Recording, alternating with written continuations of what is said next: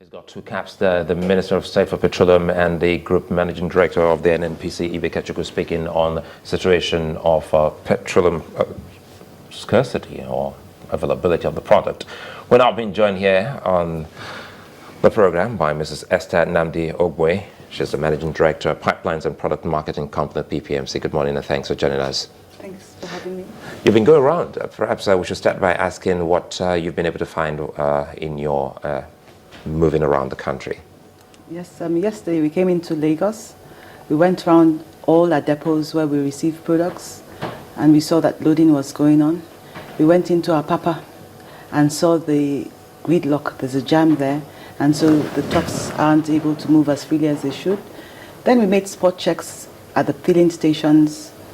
We saw that the products were coming in late as a result of the gridlock in Apapa. Then we also saw that there were products in stations, sometimes people selling in jerry cans. Then I saw quite a number of people waiting in the queues for fuel. And for that I have to apologize for Nigerians having to go through the hardship they're going through right now, and to let them know that PPMC is doing everything within its power to make sure these queues disappear by the weekend. And that's why we all came here with the Honorable Minister of State to see the state of affairs and make sure things are being done. You know, there's just one thing that Nigerians will love to see: when the queues disappear and they get the petroleum product to get with ease.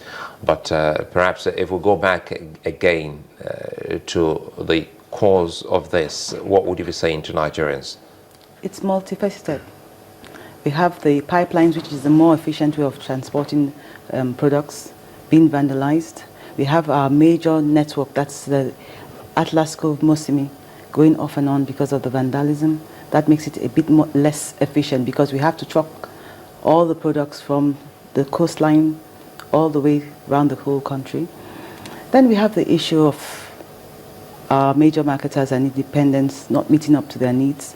PPMC is supposed to just take care of about 48% by PPR allocation, but we have to step up, and we've had to step up, and we're stepping up to make sure we service the country 100%. You know, when you talk about having to move the products, I mean, the pipelines are not working as they should. Yes. Because of vandalism. Yes. I heard that, but okay. What exactly when you say trucking, is there no other alternative?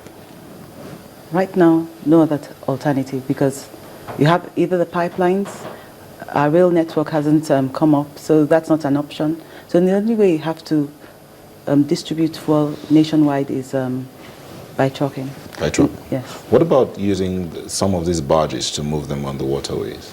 No, the waterways, that's why we've actually moved, not only in Apapa, that's the Lagos area, we've moved Warris. We have a major artery through Warri. We have another artery through Ogara. Ogara is about 1 day's journey from Ogara to Abuja, so it's a faster move from Lagos instead of going through the gridlock. Then we have Port Harcourt, and then we have Calabar. All the coastline area is being utilized at this time. You know, what comes to mind is the perennial problem of scarcity year in, year out. But this one seemed to have really stayed on for too long, making Nigerians wonder if this will definitely subsist before Christmas. Going round, telling us that you have been able to see the problem of vandalism, theft, leakages, and also trucking of these products to their designated petrol stations. How have you been able to mitigate these particular problems you observed, to the extent that when we talk about assurance, that, as we've heard from the Minister of State, that this will, go before Christmas, definitely it will be so? Yes, what we've done, at least to meet this immediate problem, is we're bringing in 26 cargoes of 30,000 metric tons. That equates to about 1 billion liters. Yes, we're doing that for this for this December, so that all Nigerians have the assurance that you drive into the filling station, you see fuel. I mean, I was talking to Stanley the other day in, one of the radio stations, and he was telling me a horrible experience he had some years back. And the intention of PPMC is that this year will be a different year. And that's why we've set personal targets for ourselves, that by next week, all the fuel queues nationwide must disappear. And we're working towards that. I'm happy you mentioned someone who's told you about horrible experience because most Nigerians, they go through that daily. If you go online, you get to see what kind of pains Nigerians are going through. You have just told us about the badges coming in, 26, did you say? 26 cargoes. 26 cargoes coming into the country, yes. and that translates into almost 1 billion litre. Yes. How soon can that come in? Because it's coming in right now. We have four vessels coming in. 2 have already berthed, and 4 more for this week alone.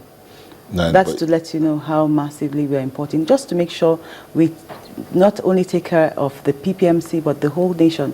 I mean, the independents and the majors. Thank God, with the approval of the supplementary budget of 521 76. Yes. Hopefully, they'll step up to their own bit and do their own share of the... But you still have the problem of moving the products from when they birth. You still have a problem of moving them to the parts of the country. And that's where we have to work with our operations and to work with all our agencies, because what we've done is to divide the whole nation into about 6 regions, and we have specific targets to each area. Sorry, did you do that according to the geopolitical zones, or you have your own regions? You have the north, you have the south. Okay. I mean, there's some there are some natural divisions, and then taking care of Lagos and Abuja, which is clusters. Clusters. I mean, those are major clusters that you have to address. There are those who are concerned about the issues that have to do with middlemen. They believe that there are too many middlemen. That's why we have this logjam. Is that true?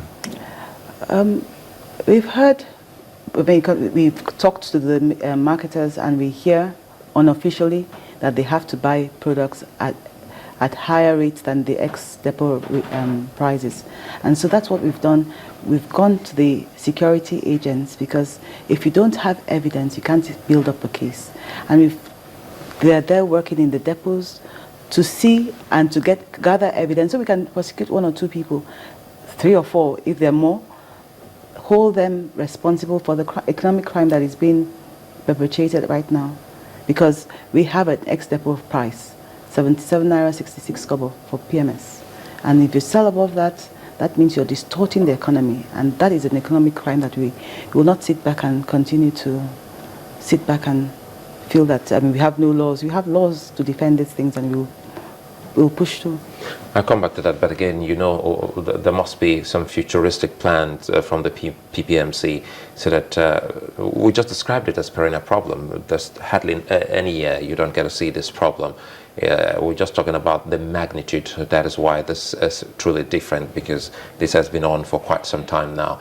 What are those futuristic plans that you think that you have been able to put in place to mitigate a recurrence of this?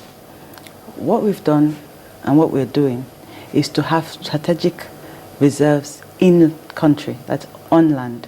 What we've had in the past is we have storage. I mean, we have products on marine storage, and so to get them online has always been a challenge. So what we're doing right now is having strategic depots and storages across the country. So when they have issues, when we have issues such as this, we are able to massively intervene almost immediately. Maybe I'm more concerned about how to move this product, even if you brought them on land.